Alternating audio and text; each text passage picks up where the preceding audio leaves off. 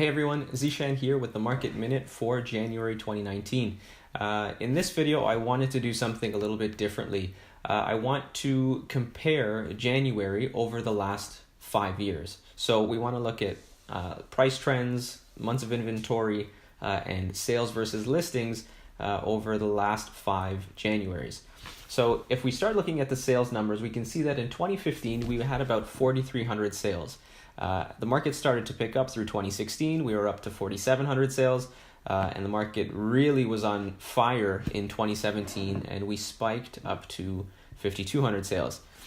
Once the Fair Housing Plan was introduced and the stress test was introduced, things came back down to earth, and we settled at about 4,000 sales in January 2018.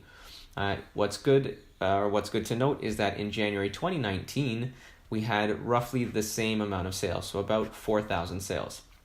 Nice and consistent. But what does that have to do, or how does that relate with respect to our listings? In 2015, we had about 11,600 listings for sale. It shrunk a bit in 2016 as the market picked up and the buyers got more active. We were at about 10,000 sales. And then in 2017, we had virtually no inventory. Things were selling as fast as they were being listed. We dropped down to about 5,000 listings. Again, Fair Housing Plan introduced in 2018. We jumped up to about 12,000 listings for sale. And in 2019, in January, again, about 12,000 listings for sale. So what does this mean, or what's the context here? What this shows me is that in the last 2 years, with the numbers being so identical, it shows me that we've come back to balance. We are more in a balanced market. Things are not moving wildly in either direction. And this is really good. As much as we think that sales have fallen and there could be an issue with our market, numbers like this tell me that it's a healthy market and it's where we want to be. This is good for our market. When we pan out and we look at the months of inventory. So months of inventory, again, is the number of sales in relation to the number of listings on any given month. It also is a really good factor in determining the strength of a market. So whether you're looking at a region or a type of house, like a detached house or condos, when you look at the months of inventory, it'll help you determine the strength of a market. Between 4 and 6 months is a balanced market. Below 4 months is a seller's market. Above 6 months is a buyer's market. And what you want to notice here is that in 2014, we were at 2.7 months. 2015, 2.1. 2016, under a month of inventory. Again, that was that crazy time. And then 2018 and 2019, in both years, we've come back up to about 3 months worth of inventory.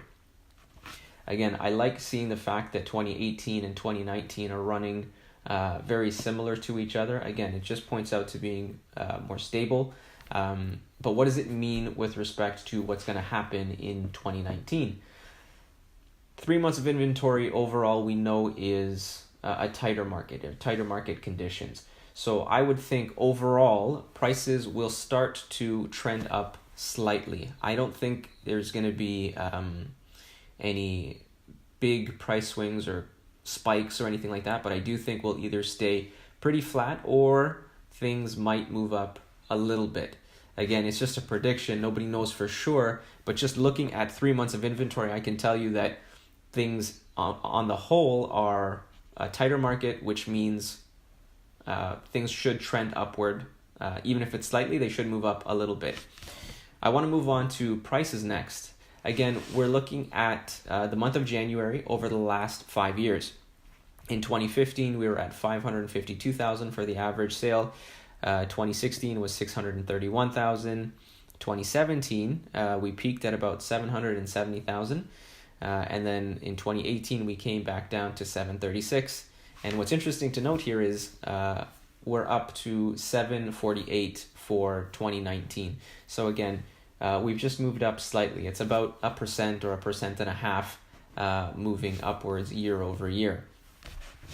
What's interesting to note, or what I think is helpful, is if we look at a few micro markets. So I want to compare Toronto, and York Region. So we'll look at the months of inventory. Again, that helps us determine the strength of a market for different types of house.